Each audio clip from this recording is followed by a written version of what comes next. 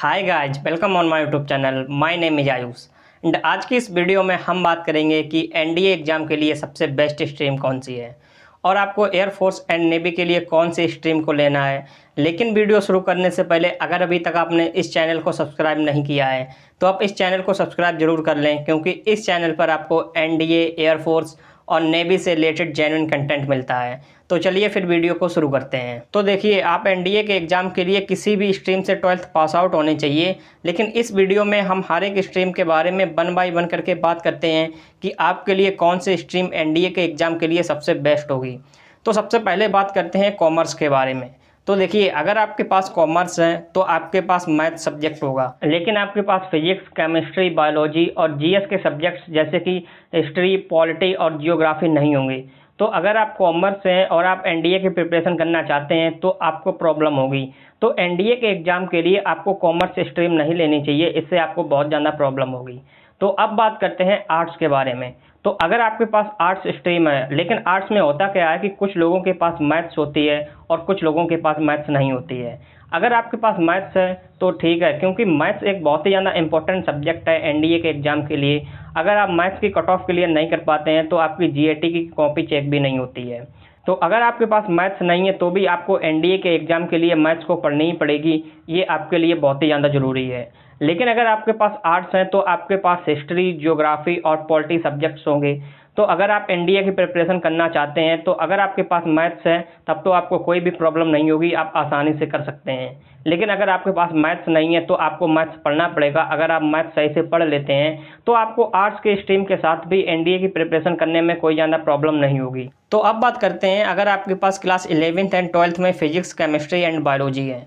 तो देखिए, अगर आपके पास क्लास 11th एंड 12th में फिजिक्स, केमिस्ट्री एंड बायोलॉजी है तो आपका साइंस का पोर्शन तो रेडी हो जाएगा, लेकिन आपको मैथ्स को अलग से पढ़ना पड़ेगा, क्योंकि आप एनडीए के एग्जाम को बिना मैथ्स के क्लियर नहीं कर सकते हैं। चाहे आपके पास क्लास 11th एंड 12th में फिजिक्स, केमिस्ट्री एंड बायोलॉजी हो, लेकिन अगर आप एनडीए का एग्जाम देना चाहते हैं तो आपको मैथ्स को पढ़ना पड़ेगा, क्योंकि आप मैथ्स के बिना एनडीए का एग्जाम क्लियर नहीं कर सकते हैं, क्योंकि पहला जो पेपर होगा एनडीए के एग्जाम में वो मैथ्स का ही होगा। तो अगर आपके पास क्लास 11th एंड 12th में मैथ्स नहीं है, उसकी जगह पर अगर आपके पास बायोलॉजी है, लेकिन अगर आप क्लास 11th एंड 12th की मैथ्स को सही से पढ़ लेते हैं तो आपको इस स्ट्रीम से भी एनडीए के एग्जाम को क्लियर करने में कोई प्रॉब्लम नहीं होगी। तो अब बात करते हैं, अगर आपके पास क्लास 11th एंड 12th में फिजिक्स, केमिस्ट्री एंड मैथ्स है। तो देखिए, अगर आपके पास क्लास 11th में फिजिक्स, केमिस्ट्री एंड मैथ्स है तो आपका यहाँ पर साइंस का पोर्शन भी क्लियर हो रहा है और आप मैथ्स को भी अच्छे से पढ़ रहे हैं, तो आपको मैथ्स में भी प्रॉब्लम नहीं होगी, क्योंकि मैथ्स तो ऑलरेडी आपके पास है और क्लास 11th एंड 12th का ही मैथ्स एनडीए के भी एग्जाम में पूछा जाता है। अगर बात बायोलॉजी की करें तो आपको यहाँ पर बायोलॉजी इतनी हार्ड नहीं आती है, बायोलॉजी बेसिक आती है, जो आपने क्लास 9th एंड 10th में पढ़ी होगी, आपकी वही बायोलॉजी एनडीए के एग्जाम में आती है। एनडीए के एग्जाम के लिए आपको क्लास 11th एंड 12th की बायोलॉजी को नहीं पढ़ना होगा, उसके लिए आपको सिर्फ क्लास 9th एंड 10th की बेसिक बायोलॉजी को ही पढ़ना है। तो आपका यहाँ पर साइंस एंड मैथ्स दोनों ही सेक्शन क्लियर हो रहे हैं, जिससे आप इस एग्जाम को आसानी से क्लियर कर सकते हैं। तो यहाँ पर एनडीए के एग्जाम के लिए जो सबसे बेस्ट स्ट्रीम देखी जाए तो वो फिजिक्स, केमिस्ट्री एंड मैथ्स ही है। कुछ लोगों के पास physics, chemistry, maths and biology ये चारों सब्जेक्ट्स होते हैं। तो जिनके पास अगर physics, chemistry, maths and biology ये सारे सब्जेक्ट्स हैं तो उनके लिए इससे अच्छी बात कोई हो ही नहीं सकती है, क्योंकि उनका पूरा साइंस का सेक्शन क्लियर हो रहा है और मैथ्स भी उनका क्लियर हो रहा है। लेकिन इन चारों सब्जेक्ट्स को एक साथ चलाना थोड़ा मुश्किल हो जाता है। तो अगर आपके पास फिजिक्स, केमिस्ट्री एंड मैथ्स है तो ये सबसे बेस्ट स्ट्रीम है एनडीए के एग्जाम के लिए। तो अब बात करते हैं कि अगर आपके पास क्लास 11th एंड 12th में फिजिक्स, केमिस्ट्री एंड मैथ्स नहीं है तो आपको क्या प्रॉब्लम आएगी। तो देखिए, अगर आपके पास क्लास 11th एंड 12th में फिजिक्स, केमिस्ट्री, मैथ्स नहीं है तो आप एनडीए में सिर्फ और सिर्फ आर्मी को ही चूज कर सकते हैं, क्योंकि एयरफोर्स एंड नेवी को चूज करने के लिए आपके पास क्लास 11th एंड 12th में फिजिक्स, केमिस्ट्री एंड मैथ्स होना कंपलसरी है।